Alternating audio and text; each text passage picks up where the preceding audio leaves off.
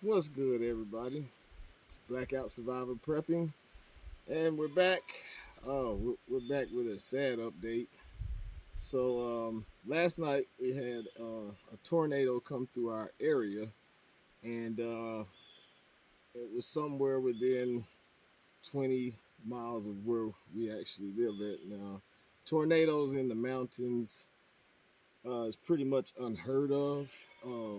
One of the topics that we will get into is weather and the strange anomalies that have been occurring with weather in our area, not just in our area, but in the world actually. A lot of strange weather phenomena. So that's something we're gonna go over and discuss in our homesteading series. As we grow and get more subscribers, get more views, we're going to cover more interesting topics. Some may be controversial, but we're going to talk about it all if you're homesteading and trying to take care of your family. So, with this strange weather event, one of the things that I've documented with photos, and not just in my area, but through my travels as well, is the way they seem to be seeding these clouds, and they're doing something with these clouds, and that is very much documented. This is stuff you can look up for yourself. Cloud seeding has been going on since the 50s, before I was even born. The technology to manipulate the weather has been going on uh, since the 60s, maybe even before then. But all this stuff can be researched and documented. And if you pay attention to the skies at all, sometimes you can actually see them up there spraying whatever they're spraying. And we're going to get into all these topics and more. But what I want to show you is we've been living in this area for a while now. We've been living in this area over a decade. And the weather has gradually just gotten more and more violent uh, and just unnatural.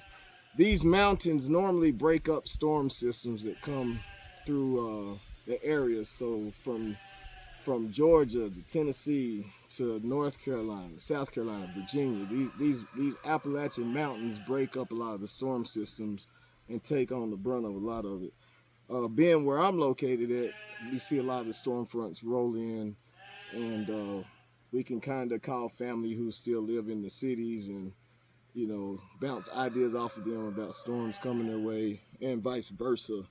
So, with that being said, we had a tornado come through this area last night, knocked the power off for a couple of hours. Again, we're prepared for all of that. But one thing that you can't really prepare for is winds that are 60, 70, 80 miles per hour when you're growing your garden. That's why a tiered system kind of works best. So, right now, I'm going to show you my devastated corn patch that got hit with winds of who knows how strong those winds were. But my lower gardens were protected by the terracing.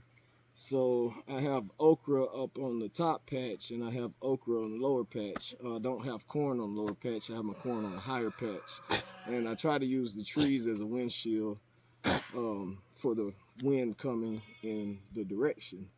So from where I've been clearing out and making pasture, a lot of that wind got down around through there and went right through my corn patch. So with that being said, let's show you some of this devastation and how we're going to try to sit this corn up. Now, corn is a pretty resilient plant, but I don't know how I'm going to recover from this one. Granted, I have it in an area where I can deal with it, but I'm probably looking at, I don't know, a couple of hundreds of corn plants laying on the ground. I only got a few left up. And when we got up this morning and we looked up the mountainside, we said, well, we know some of our corn is down, but a lot of it's still up. And it was kind of visually confusing because, as you're about to see, all the corn on the front row and all the corn on the back was pushed into the front, so it's all pushing down front. So that being said, let's get a look at this devastation here.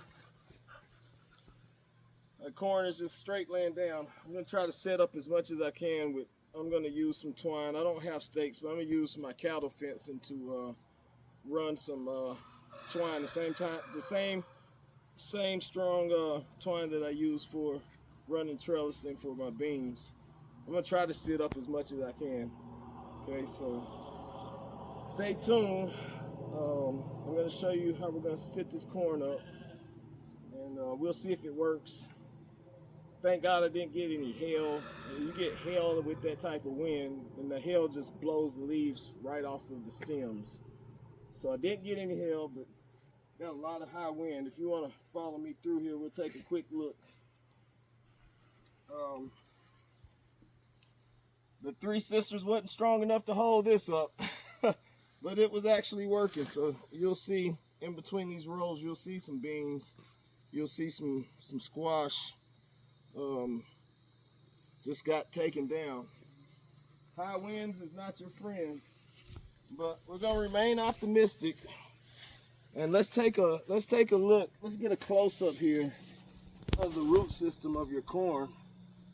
So when the roots on corn, they expand and they come outwards. So my trenches are in between. That's where you side dress.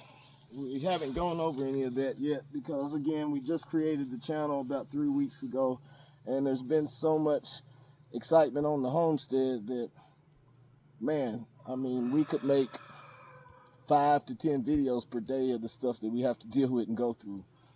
So never fear when your corn gets knocked over. You might be able to set it up, but I'm going to have to start on the very end, and we're going to need our hands free. So yeah, we'll do an after video and see if any of this works. And if you would, make sure that you subscribe, make sure you hit the like button, make sure you share with your friends, because if we can grow the channel and get more subscribers and more views, it'll help us to be able to make more videos and discuss more real things with you guys without having to be concerned about the censorship and all of that good stuff. So with that being said, until next time, be sure you subscribe and we'll see you soon.